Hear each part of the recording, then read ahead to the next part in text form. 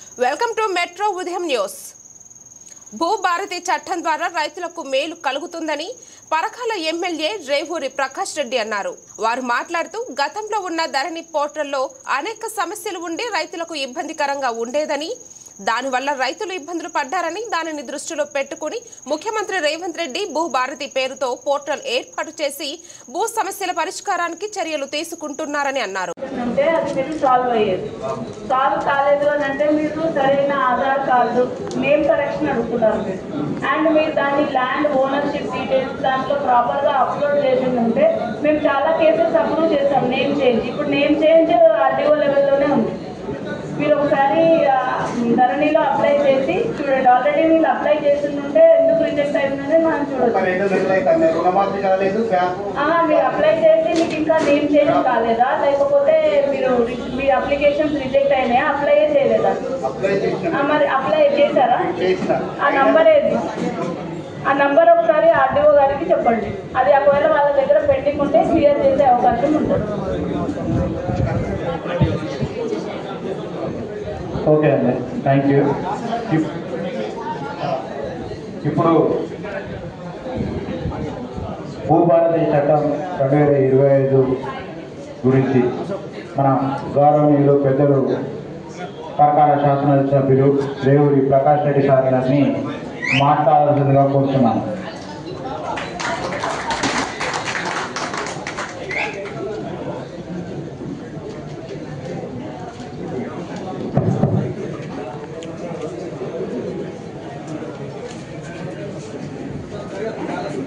భూభారతి అవగాహన సదస్సుకు పాల్గొంటున్న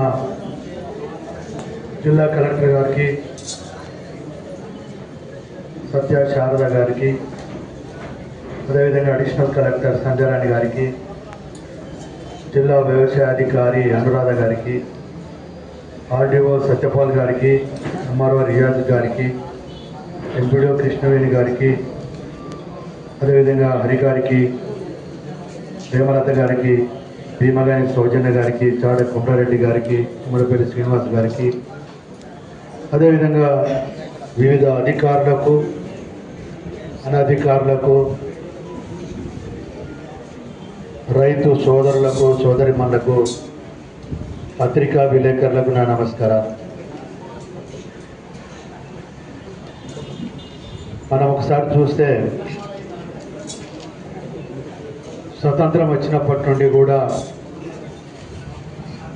చట్టాలలో మార్పులు అనేది చాలా సహజం. కానీ ఏ ప్రభుత్వం అయినా, ఏ అధికారి అయినా గుర్తుపెట్టుకోవాల్సింది ఏంటి అని అంటే, మూలం ఏదైతే ఉందో, మూల యొక్క కాన్సెప్ట్, ఆలోచన ఏదైతే ఉందో దానికి విరుద్ధంగా మాత్రం పోవడానికి అనేది అది ఒక రకంగా ప్రజలకు ద్రోహం చేసిన వాళ్ళమైతే. అందులోంచే ఈ రోజు వరకు కూడా మనం చూస్తే భూ సమస్య ఏది వచ్చినా కూడా ఒక బేస్ ఇయర్ అనేది ఒకటి ఉంది, 1954 కాస్రా పానీ యాక్ట్.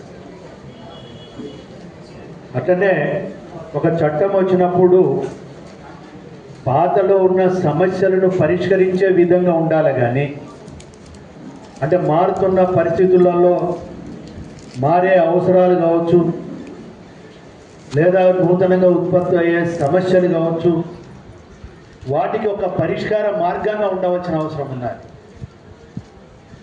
దాని దురదృష్టం ఏంటి అని అంటే, ఒక దుర్మార్గమైన ఆలోచనతోటి, దుర్బుద్ధితోటి చట్టాలను మార్చడం అనేది గత ప్రభుత్వంలో ఎన్ని జరిగినా ప్రధానమైన చట్టం ఏంటి అని అంటే ఈ భూ చట్టం, 6కు సంబంధించిన రికార్డ్స్ విషయం.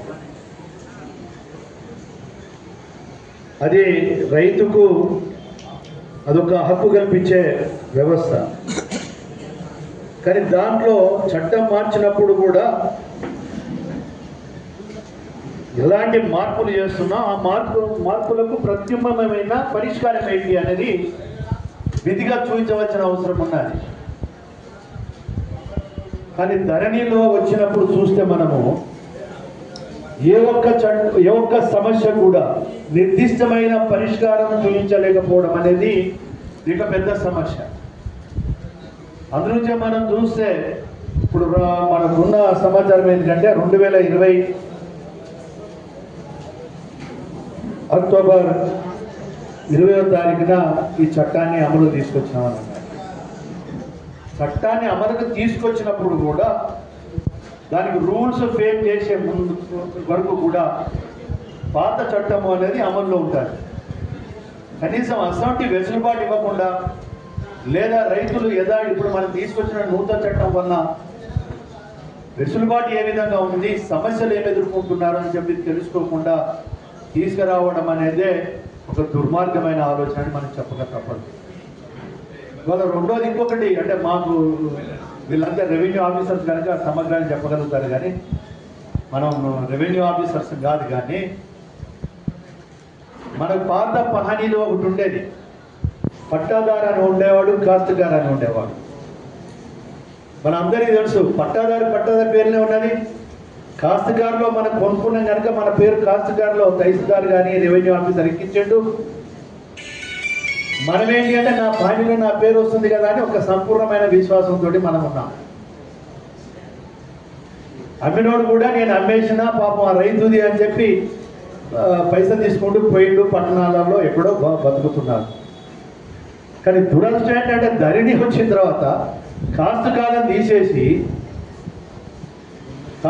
తీసేసి పట్టాదారి కాలం ఒకటుండటం వల్ల ఇది నా రైట్స్, వాడు ఎవరికి వాడు అమ్మినోడల్లా ధరణిలో చూసుకునే ఉన్నది.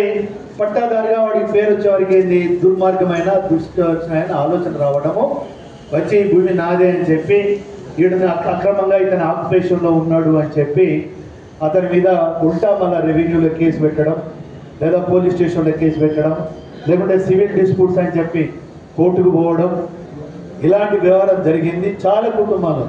దాంట్లో నేను కూడా ఒక బాధ్యుని మేడం, సాధారణ నా పేరు 48 ఎకరాల భూమి ఉన్నది, కానీ ధరణిలో నా పేరు రాలే. వాళ్ళ